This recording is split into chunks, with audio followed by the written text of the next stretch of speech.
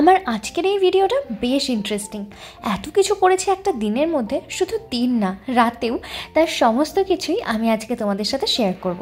সকাল সকাল ব্রেকফাস্ট করেই বেরিয়ে পড়েছি ব্যাঙ্গালোরের বিগেস্ট বেঙ্গলি মার্কেট HL মার্কেটের উদ্দেশ্যে।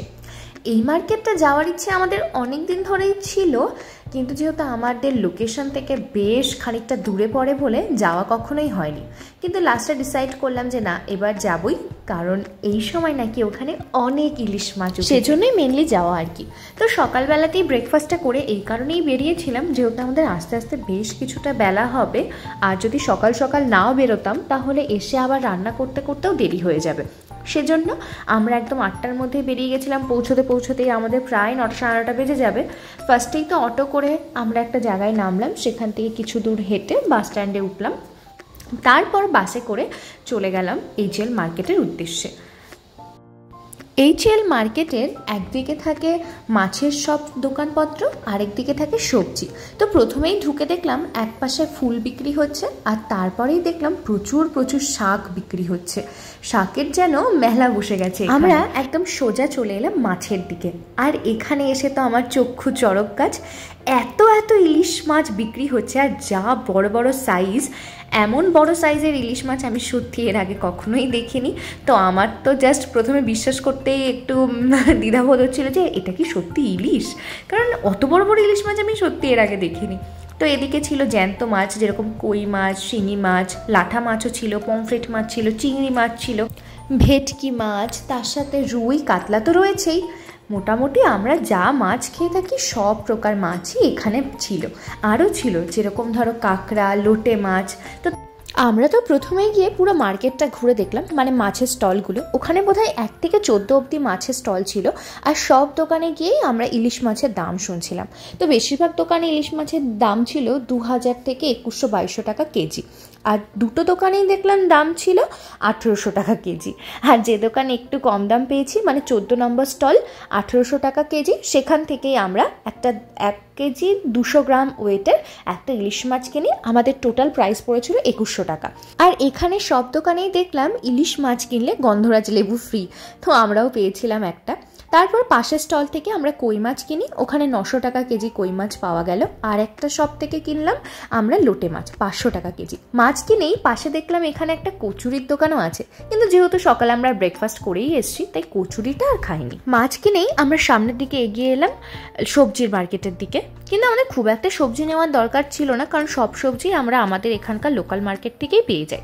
সেজন্য শুধুমাত্র একটু কাঁকরোল, বরবটি আনলাম, আর আলু পেঁয়াজকে দিকে যা ঠকেছি আমরা। বোকা কি করে তখন হলাম সেই মুহূর্তে সত্যি বুঝিনি, আর এই কাকুই ঠকিয়েছিল। যাই হোক, তারপরে আমরা একটু সবজি মার্কেটের ভেতর দিক থেকে ঘুরে ঘুরে সামনের দিকে এগিয়ে আসতেই দেখলাম এখানে বেশ অনেক কিছুর শপ রয়েছে, যেরকম আমের শপ ছিল, একটু মুদি বাজার ছিল, আর এই যে সেলুনের রোডটা, এটা যখন ঢুকলাম তখন দেখলাম এখানে না বেশ বাঙালি কচুরির দোকান রয়েছে। হ্যাঁ, তার পাশেই ছিল মিষ্টির দোকান, কিন্তু সব দোকানপত্রগুলো তখন খোলা ছিল না, বন্ধই ছিল। মুদি দোকানও ছিল। তো এখানে কচুরির দোকান থাকলে, ওই যে বললাম সকালে যেহেতু আমরা ব্রেকফাস্ট করে এসেছিলাম তাই কচুরি খাইনি। আর এপাশে না সমস্ত বাঙালি সবজির মধ্যে, যেরকম ধরো শাপলা, কচুর শাক, পাকা তাল সবই বিক্রি করছিল। তাল এখানে 120 টাকা কেজি, কিন্তু আগের দিন যেহেতু আমি সুস্বাদু মার্কেট থেকে কিনেছিলাম, সেজন্য এদিন আর তালটা আনিনি, বা ঘরের মধ্যেই পড়ে রয়েছে একটা তাল, আর ভেবেই নিয়েছিলাম বাড়ি গিয়ে তালটা করতে হবে, কারণ তখনও আমার করা হয়েছিল না, যেহেতু একটুখানি কাঁচা ছিল, আমি 2-4 দিন মতো রেখে দিয়েছিলাম। আর ওখানে না আমি দেখলাম কচুর লতি থেকে শুরু করে সবই ছিল। তো তারপরেই আমরা বাজার টাজার কমপ্লিট করে বেরিয়ে গেছিলাম, আর যাওয়ার পথে একটু আখের রস খেয়ে নিয়েছি। আখের রস খেয়েই আমরা সোজা বাড়ির উদ্দেশ্যে চলে গেছিলাম, আর বাড়ি ফিরতেই প্রায় সকাল 11টা বেজে গেছিল। তারপর বাড়ি ফিরেই সবার আগে যে কাজটা করেছি, ব্যাগের থেকে মাছগুলোকে আগে বের করে নিয়েছি। বের করে এক একটা বাটির মধ্যে রেখে দিচ্ছি, এই বাটি ধরেই ফ্রিজের মধ্যে ঢুকিয়ে দেবো। আর এই বাটিগুলো কিসের বলো তো? অনেক সময় আমরা অনলাইন থেকে ফুড ডেলিভারি নিই না, সেই খাবার বাটিগুলোই আমি জমিয়ে রাখি এরকম মাছ টাছ বা মাংস ফ্রিজে রাখার জন্য। তো তার মধ্যেই ফার্স্টে আমি লোটে মাছটা নিয়ে নিলাম। লোটে মাছ আমরা 500 গ্রাম নিয়ে এসেছিলাম। আর এখানে নিয়েছিলাম কই মাছ। কই মাছগুলো বড় বড় ছিল, এত বড় কই না খুব একটা টেস্ট হয় না, যাই হোক তবুও পেয়েছি বলে নিয়ে এসেছি, কিন্তু আঁশগুলো ছাড়িয়ে দেয়নি, তাই দেখলাম নিজেকেই এখন আঁশ ছাড়িয়ে ধুয়ে রাখতে হবে। তারপরে বের করছি আমাদের প্রিয় ইলিশ মাছ, আর ওই যে দেখালাম ইলিশ মাছের সাথে লেবুটাও কিন্তু ফ্রি দিয়েছে। আর আগের দিন যে ভিডিওটা তোমাদের সাথে শেয়ার করেছিলাম গন্ধরাজ চিকেনের, এই লেবুটা দিয়েই কিন্তু আমি ওই রেসিপিটা করেছিলাম। তো দেখো এখানে মাছের পিসগুলো বেশ ভালো স্ট্যান্ডার্ড সাইজ ছিল। আর যখন আমরা মাছ কিনছিলাম ওরা বলছিল মাছের ভেতরে ডিম নেই, কিন্তু যখন বাড়ি এসে দেখলাম যে না, মাছের কিছু কিছু পিসের মধ্যে কিন্তু ডিম রয়েছে। এটা দেখে বেশ ভালোই লাগলো, যেহেতু আমরা সবাই জানি যে ইলিশ মাছের ডিম হয়ে গেলে মাছের পেটটা নরম হয়ে যায়, কিন্তু এক্ষেত্রে কিন্তু তা ছিল না। আর আগের দিন মাছ কিনে যে বাজে অভিজ্ঞতা হয়েছিল, তারপরে তো সত্যি বলতে ইলিশ মাছ কিনতেই ভয় লাগছিল। এর জন্য লোকাল শপ থেকে রিস্ক না নিয়ে একেবারে HL মার্কেটেই চলে গেছিলাম। তো সেখান থেকেই মাছ নিয়ে এলাম। দেখে তো মনে হচ্ছে ভালোই ফ্রেশ, তারপরে রান্না করে বোঝা যাবে যে আসলে কতটা ফ্রেশ। তো এখানে আমার মোট অনেকগুলো পিসই হয়েছিল, আমাদের দুজনের মানুষের প্রায় 2-3 দিন চলে যায়। আমাদের ওদিকে আবার ইলিশ মাছটা পেটি গাদা পিস করে কেটে দেয়, কিন্তু এখানে সবই ওই রিং পিস করেই কাটে। কথা বলতে বলতে আমার মাছগুলো সব রাখা হয়ে গেছে, এবার ধুয়ে আমি ফ্রিজে রেখে দেব। ইলিশ মাছটা খুব বেশি ধোবো না, কারণ ইলিশ মাছ বারবার ধুলে টেস্টটা চলে যায়। আমি কই মাছটা পুরো পরিষ্কার করে রেখে দেবো। তারপরে রান্না স্টার্ট করে দিই। ফ্রিজের মধ্যে 4 টুকরো কাতলা মাছ ছিল বলে সেটা দিয়ে আমি একটুখানি ভাজা করে নিয়েছিলাম, তন্দুরি ভাজা হয় না ঠিক সেটা, একটু মশলা মাখিয়ে। ওদিকে ইলিশ মাছের মাথা দিয়ে পুঁই শাক রান্না করব বলে সেগুলোও সব কেটে কুটে নিচ্ছিলাম। ফার্স্টেই তো পুঁই শাকে আলু দেবো বলে আলুগুলো ভেজে নিয়েছিলাম, একটু কালো জিরে ফোড়ন দিয়ে আর একটা কাঁচা লঙ্কা দিয়ে দিয়েছিলাম। তারপর ডাঁটাগুলো দিয়ে একটুখানি ভেজে নিয়েছিলাম। তারপর পুঁই শাকগুলো দিয়ে একবার ভালোভাবে মজে যাওয়ার পরে ইলিশ মাছের মাথাগুলো দিয়ে যেরকম নর্মাল প্রসেসে সবাই রান্না করে একদম ইজি প্রসেসেই আমি রান্না করেছিলাম। এটা আর আমি খুব একটা ডিটেলসে দেখালাম না, তাহলে ভিডিওটা অনেক লং হয়ে যাবে। রান্না করার মাঝেই আমার হাজব্যান্ড ডেকে বললো আমাদের ছাদে একটা সাদা পায়রা এসছে। এখানে সাদা পায়রা খুব একটা দেখা যায় না, যদিও সাদা পায়রাটা পুরোপুরি একদম চকচকে সাদা ছিল না, একটু কালো কালো ছিল।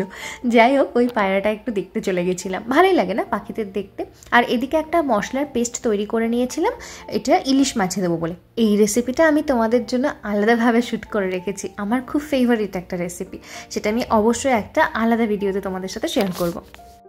রান্নাবান্না শেষ করার পরে আগের দিন যে তালটা নিয়েছিলাম সেই তালটারই রস বের করে নিয়েছিলাম, আর দুটো আলাদা আলাদা ভাগে রেখেছিলাম। এই সসপ্যানের মধ্যে যেটা রাখা সেটা দিয়ে আমি বানাবো বড়া, আর ওই বাটিটাতে যেটা রাখা ওটা দিয়ে আমি তালের ক্ষীর বানাবো। এই যে দেখো তালের বড়া আমি বানিয়ে ফেলেছি, অনেক দিন বাদে তালের বড়া বানালাম, আর প্রায় 2-3 বছর পরে তো আমি তালের বড়া খেলাম। তালটা কিন্তু ভালোই দিয়েছিল, একটুখানি শক্ত ছিল বটে, কিন্তু 2-4 দিন ঘরে রাখার পরেই নরম হয়ে গেছিল, আর এক ফোঁটাও তেতো ছিল না। ওদিকে বড়া করার পরে আমি এই তালের মধ্যে কিছুক্ষণ ফুটিয়ে নিয়ে তার মধ্যে সামান্য পরিমাণে দুধ আর চিনি দিয়ে ক্ষীর বানাতে বসিয়ে দিয়েছিলাম। আর অন্যদিকে আমি একটা পাত্রের মধ্যে দুধ ফোটাতে দিয়ে দিয়েছিলাম। এই দুধটা দিয়ে কী করবো বলো তো, দাঁড়াও তোমাদের এখনই দেখাচ্ছি। এই তালের যে বড়াগুলো করে রেখেছিলাম, এই বড়া থেকে কিছু টুকরো বড়া আমি এই দুধের মধ্যে ছেড়ে বানাচ্ছি দুধে ভেজানো তালের বড়া। এটা আমার খেতে দারুণ লাগে, সেজন্যই দেখলাম যখন দুধও ঘরে আছে আর তালও রয়েছে, তালের বড়াও রয়েছে, তাই এটা বানিয়েই ফেললাম, অনেক দিন খাওয়া হয় না। অন্যদিকে আমার তালের ক্ষীর বানানোটাও কিন্তু একদমই প্রায় কমপ্লিট হয়ে এসছে। তারপর রাতের ডিনার সেরে আমরা একটা জায়গায় ঘুরতে বেরোচ্ছিলাম, কারণ আমাদের এই দিনকে হঠাৎ করেই প্ল্যান হয়েছিল একদম মিডনাইট শো দেখার। এদিক থেকে আমরা দুজন যাচ্ছিলাম, আর ওদিক থেকে সন্দীপনদা আর পায়েলদি, মানে আমার হাজব্যান্ডের ফ্রেন্ড আর তার ওয়াইফ, তারাও আসছিল। তো একসাথে আমাদের মুভি টাইম দেখার ছিল 10:30টার সময়। তো আমরা ডিনার করে 9টার দিকে বাড়ির থেকে বেরিয়ে গেছিলাম। তারপরে আমরা পৌঁছে যাই আমাদের কাছেরই একটা মলে, মানে আমাদের দুজনের লোকেশনের মাঝে যে মলটা ছিল সেখানে। এই মলটাতে আমি এর আগে কখনো যাইনি, এটাই আমি ফার্স্ট টাইম গেলাম।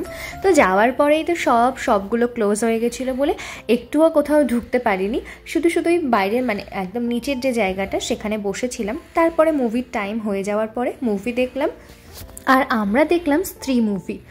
সত্যি বলতে দারুণ লেগেছিল মুভিটা। আর যখন হল থেকে বেরোচ্ছি আমরাই সবার লাস্টে বেরিয়েছিলাম।